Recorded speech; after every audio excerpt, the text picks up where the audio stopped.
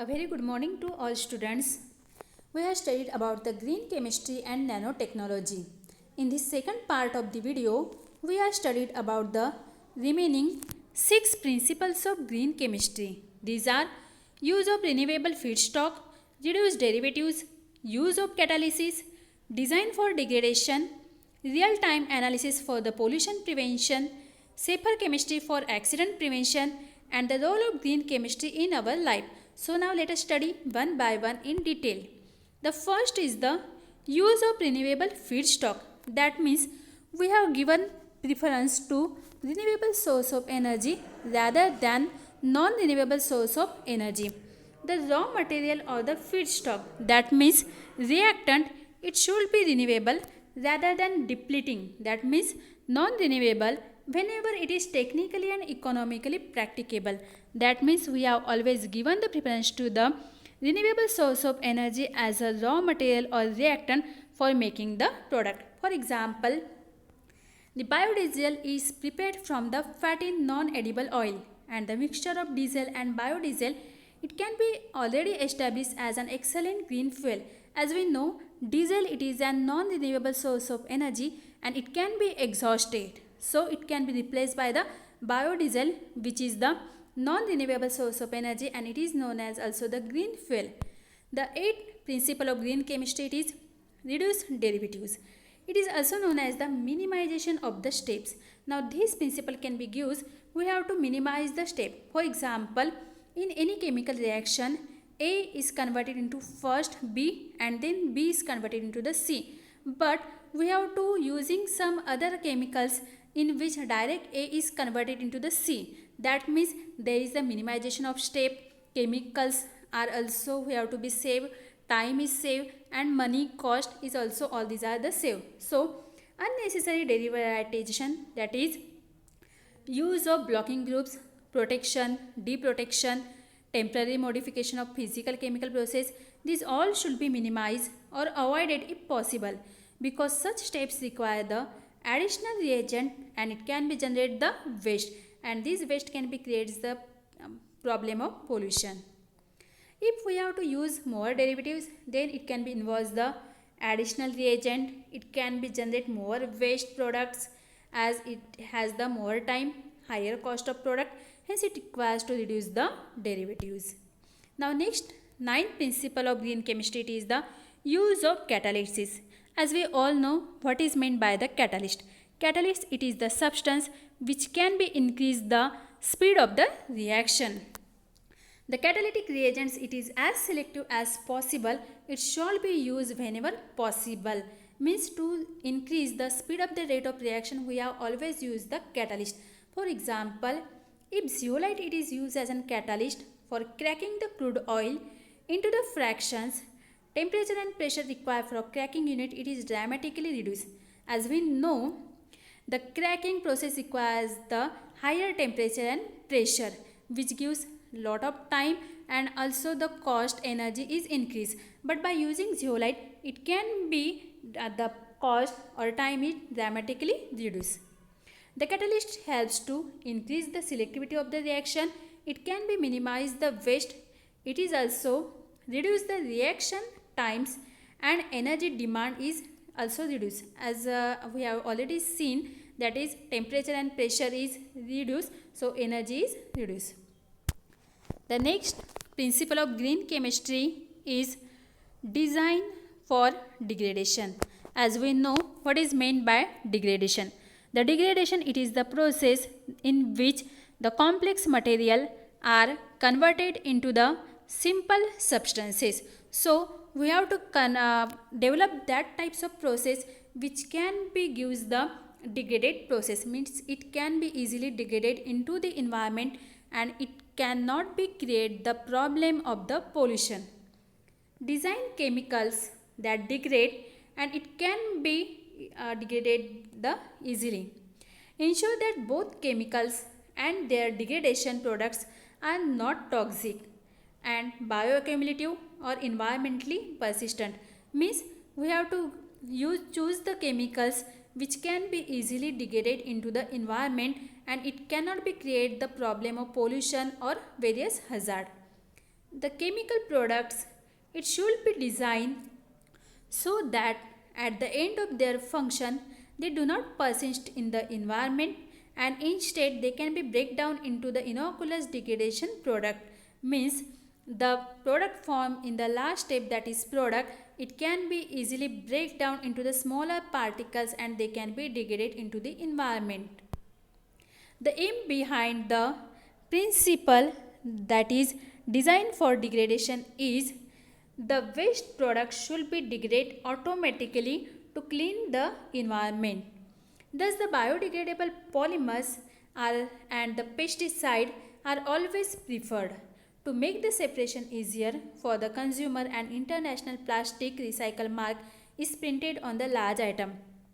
The plastic is non-recyclable, but it can be used in all over the world. So we have to use plastic which is degradable, and so knowing what is degradable and non-degradable, we have to use the marking on this plastic. Now we have to see this. This is the household plastic which is used in our house. Now for example, first is the PET or PT. It is always used this type of plastic in microwave, food trays, salad dressing, soft drinks bottles, water and beer bottles, and it is hard to clean. It can be absorb the bacteria and flavor, and it can be avoid the reusing. It is recycled to make carpet, furniture, new containers and polar fish. Now second type of the plastic, which is HDPE, it is used in the household cleaner and shampoo bottle. It is transmit no chemicals into the food. It is recycled to make detergent bottle, fencing floor, tiles, paints. Third type, it is the PVC, that is polyvinyl chloride. It is used in cooking oil bottles, clear food packaging, mouthwash bottle. Then it is believed to contain the phthalates that interfere with the hormonal development. Avoid. Now fourth is the LDPE, used in bread and shopping bags, carpet, clothing and furniture. Fifth type, it is the PP, that is polypropylene. It is used in the ketchup bottles, medicine and syrup bottles, and also drinking straws made by this type of the plastic. Now six, it is the PS, that is polystyrene. It is used in the disposable cups and plates, egg cartons and takeout containers. And seventh is the miscellaneous types, which is used in 3 to 5 gallons water jugs, nylon and sub food containers, and it contains the biophenol, of which has been linked to the heart disease and obesity.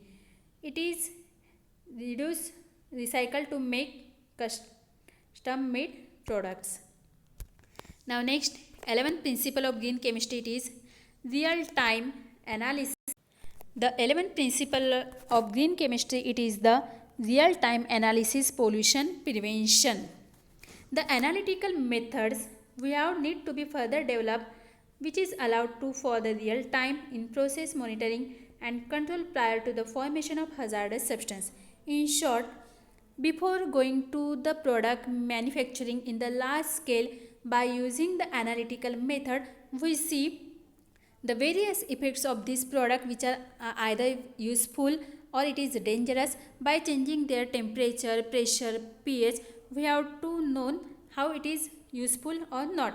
The analytical methodologies should be developed or modified so that continuous monitoring of the manufacturing and processing unit is possible.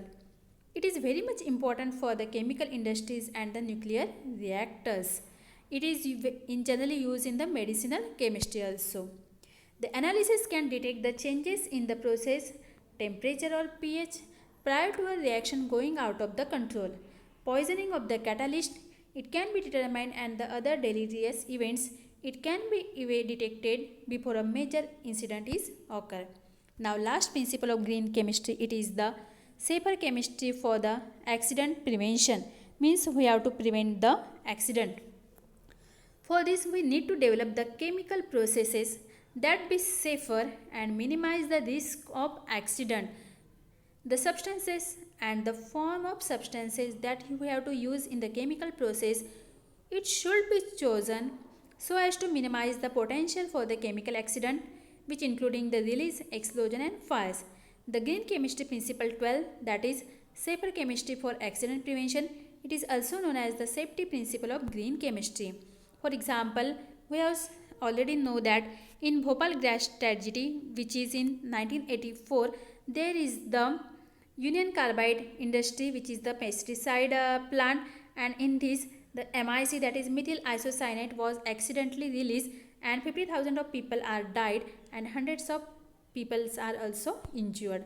This methyl isocyanate, it is used to making the pesticide stored in the large plant, and it is highly reactive exothermic. So without using methyl isocyanate, we have to use more safe chemical. That means this type of problem has not to be created in future. Now last topic of this green chemistry is the role of green chemistry in our life. To promote the innovative chemical technologies that reduce or to eliminate the use of generation of hazardous substances in the design, manufacture and the use of chemical products. The green chemistry, it is helps to reduce the capital expenditure to prevent the pollution. The green chemistry evolution, it is beginning and it is an exciting time with the new challenges for the chemist involved with the discovery, manufacture and the use of chemicals.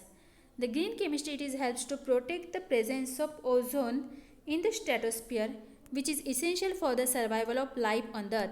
As we all know, ozone layer. The ozone layer has to be depleted in day-to-day life, but due to green chemistry, it has to be protected. The green chemistry, it is useful to control the greenhouse effect, that is the global warming, so as to save the environment and to save also the earth. Thank you.